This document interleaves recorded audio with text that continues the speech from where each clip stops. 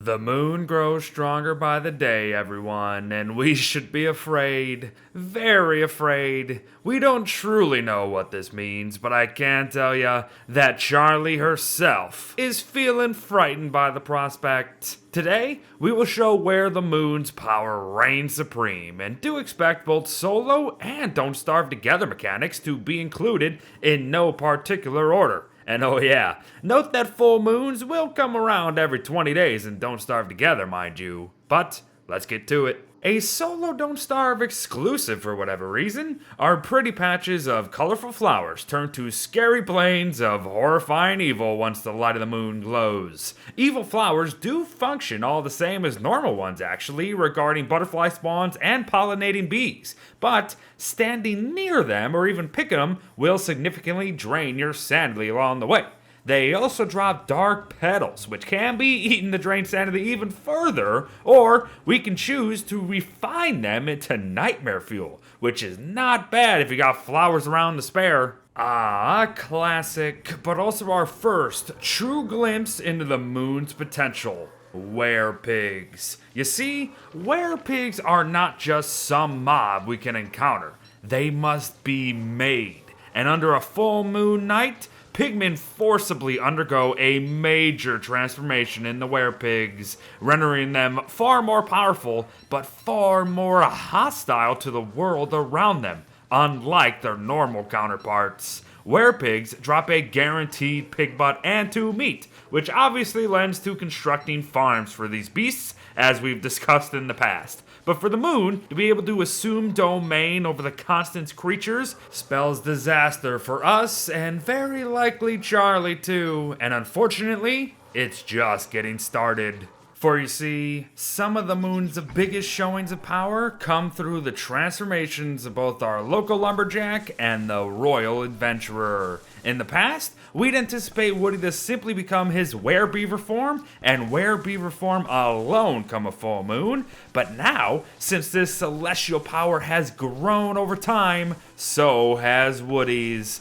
A full moon night will have him randomly turn into his werebeaver, weremoose, or even weregoose form, so we don't really know what to expect anymore. Apart from longer durations of all 3 of the forms, because the moon slows down their overall decay, actually. But as for Wilba, she too takes a page out of her piggy ancestral book and becomes a werepig herself. In this form, she sees significant increases to her health, damage, speed, and obviously much more. However, your loyal subjects won't actually be so loyal at the end of the day. Obviously, there's certainly more to discuss for both, but we ain't here to show and tell everything about everything. We're just here to show the far-reaching power of the moon across the entire constant. And if you'd like to visibly see said power in action, look no further than the Moonstone event.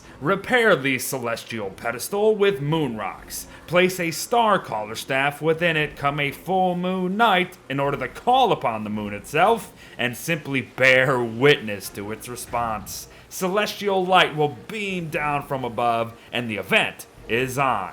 It lasts for only a minute. However, that's more than enough time for the moon to make its presence known. For in time, the star caller staff will transform into a moon caller staff, and every werepig and hound will forever be encased in moon rock. Scary stuff, friends. Scary stuff. But returning to transformations for a moment, our worthless sack of crap, lovely friend Chester here, can also receive the moon's blessing come this very special night. Place 9 blue gems within him to create Ice Chester, or 9 nightmare fuel within him for his shadowy variant, rendering him a portable fridge or just a normal Chester with 3 more slots, respectively. Simple, yet incredibly advantageous. So, thank you very much, Moon, I guess. You'd think the lunar biome, a piece of land that literally fell off and from the moon itself, would have slightly more activity come this moon cycle, but what have you.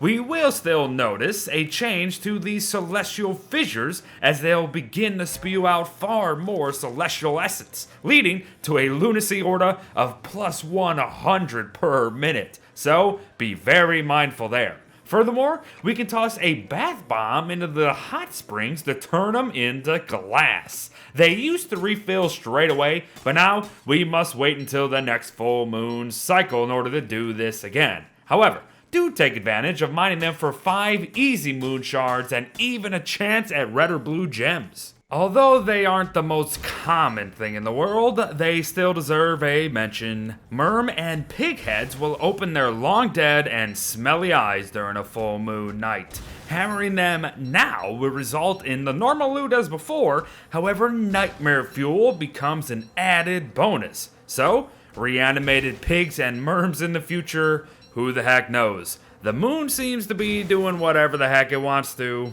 It ain't all organics either though. Find and lug the suspicious marble pieces to their respective statues. Wait for the glow of the moon come a full moon night and hear them rumble. Mine them then and spawn their clockwork counterparts. Remember now, you really can only do this with normal clockworks once, so don't think you can go farming infinite gears this way, because it ain't gonna happen. But also recall that mining them during a new moon brings us the Shadow Pieces boss fight instead. But we ain't here for no new moon nonsense, so moving on. Our purplish blue fluffball Glommer spawns on full moon nights, everyone, so be sure to locate her statue among the birch biomes, grab her flower to render her a follower, murder her in ice cold blood to instantly max out your naughtiness to spawn Crampi, and then proceed to easily kill sad Crampi, as they'll take a snooze under the fullest of moons. Now, this obviously leads to many discussions of other tasks that can be done under the glow of night, like shaving beefalo perhaps. Really, this whole segment is just to say, hey, even though it's glowy, it's still nighttime, so take advantage where you can. Some last notes here. Mush trees will literally overworld come full moon nights, but only in solo Don't Starve, sadly, which is honestly quite the shame. Mush trees are quite the useful little suckers at the end of the day. And if you needed one last example in order to be convinced of the moon's power over the constant, the restless dead rise from their cold graves on this night and this night alone. Spectacularly spooky stuff. Some honorable mentions would be that since a full moon night is technically still night, of course, Abigail is arguably at her most accessible and strongest, along with the new skitter squids appearing more frequently. But that's a little unfounded as of now, we shall see. But there you have it, everyone. All things full moon. It's a powerful thing, and said power is growing. War will soon wage across the continent and will be caught in the crossfire. Thanks for watching, folks. Well wishes to all, and I'll see you in the next one. Bye-bye.